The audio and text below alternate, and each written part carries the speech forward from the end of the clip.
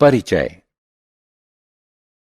ओह, मैं बहुत थकान महसूस कर रही हूँ।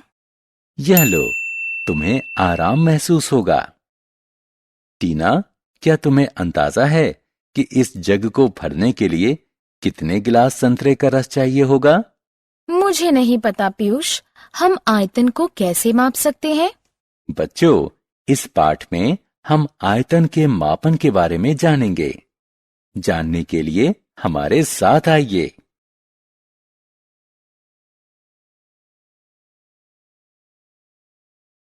आओ सीखें।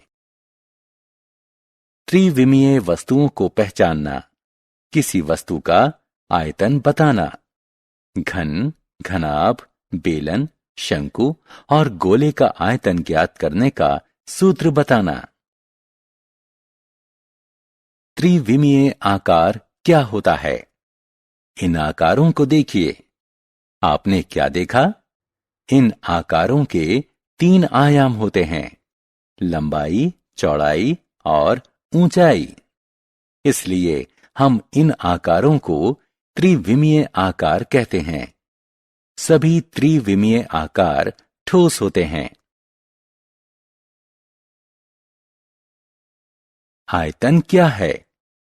किसी वस्तु द्वारा घिरे गए स्थान के माप को उस वस्तु का आयतन कहते हैं। उदाहरण स्वरूप, एक फूला हुआ गुब्बारा एक खाली गुब्बारे से ज्यादा जगह घेरता है। इसका अर्थ है कि हवा भरे गुब्बारे का आयतन उस गुब्बारे से ज्यादा होता है जिसमें हवा नहीं भरी है। आयतन क्षमता भी दर्शा सकता है। एक बर्तन अपने भीतर कितना धारण कर सकता है? नहाने के टब का आयतन कॉफी के प्याले से ज्यादा होता है। आयतन का मात्रक। मूलतः आयतन घन मिलीमीटर, घन सेंटीमीटर और घन मीटर में व्यक्त किया जाता है। सामान्यतः किसी ठोस का आयतन V उसके आधार का क्षेत्रफल गुणा ऊंचाई होता है। यहां A ठोस के आधार का क्षेत्रफल है और h उसकी ऊंचाई है। आइए विभिन्न वस्तुओं के आयतन के बारे में जानें।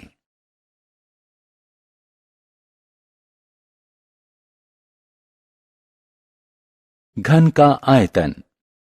देखिए, यह एक घन है जिसके 3 आयाम हैं: लंबाई, चौड़ाई और ऊंचाई। यह एक खाली डिब्बे जैसा है और इसके 6 वर्गाकार फलक हैं जो आकार में समान हैं। आप इसका आयतन कैसे मापेंगे? सोचिए। पहले इस वर्ग को लीजिए जिसकी प्रत्येक भुजा की लंबाई L है। अब इस वर्ग को घन में बदल दीजिए। ध्यान दीजिए कि घन के सभी फलक की लंबाई L है। आयतन प्राप्त करने के लिए हमें बस आधार के क्षेत्रफल A को L से गुणा कर देना है। इस प्रकार इन तीनों L का गुणा करने पर हमें घन L प्राप्त हुआ। अतः घन का आयतन प्राप्त करने का सूत्र है घन L।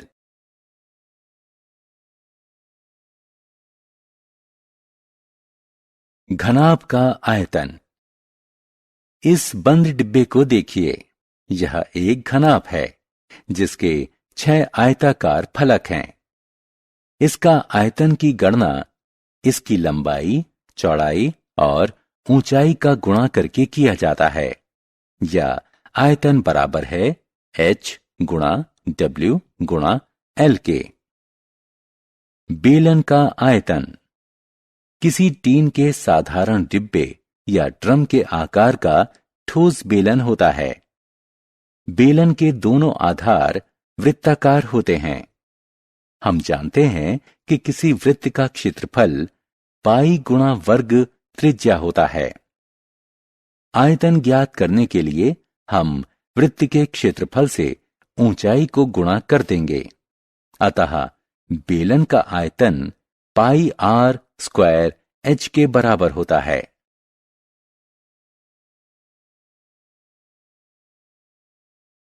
शंकु का आयतन।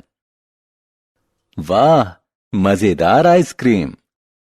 क्या आपको इस बात की जिज्ञासा हुई है कि आइसक्रीम को शंकु में भरने के लिए कितनी आइसक्रीम लगेगी?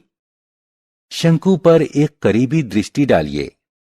इसका आधार वृत्ताकार है, जो एक बिंदु की तरफ छोटा होता जा रहा है। क्या आप आयतन मापने के इच्छुक हैं? शंकु का आयतन होता है 1/3 पाई वर्ग त्रिज्या गुणा ऊंचाई, जो कि पाई r स्क्वायर h भी कहा जाता है, जहां h बराबर शंकु की ऊंचाई, r बराबर शंकु के वृत्ताकार आधार की त्रिज्या। गोले का आयतन। हम इस गोल गेंद को क्या कहते हैं? हां, यह गोला है। यह हर तरफ से समान लग रहा है ना?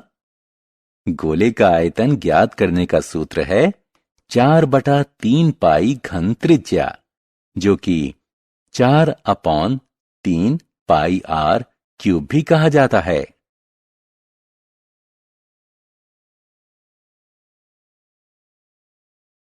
हमने क्या चर्चा की? 3 आयामों, लंबाई, चौड़ाई और ऊंचाई वाले आकार को त्रिविमीय आकार कहते हैं। किसी वस्तु द्वारा घिरे गए स्थान के माप को उस वस्तु का आयतन कहते हैं। आयतन किसी पात्र की क्षमता भी दर्शा सकता है कि एक बर्तन अपने भीतर कितना धारण कर सकता है।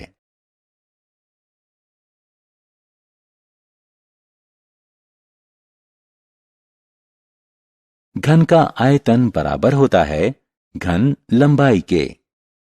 घनाभ का आयतन बराबर होता है ऊंचाई गुणा चौड़ाई गुणा लंबाई के। बेलन का आयतन बराबर होता है पाई वर्ग त्रिज्या गुणा ऊंचाई के। शंकु का आयतन बराबर होता है 1/3 पाई वर्ग त्रिज्या गुणा ऊंचाई के। गोले का आयतन बराबर होता है 4/3 पाई घन त्रिज्या के।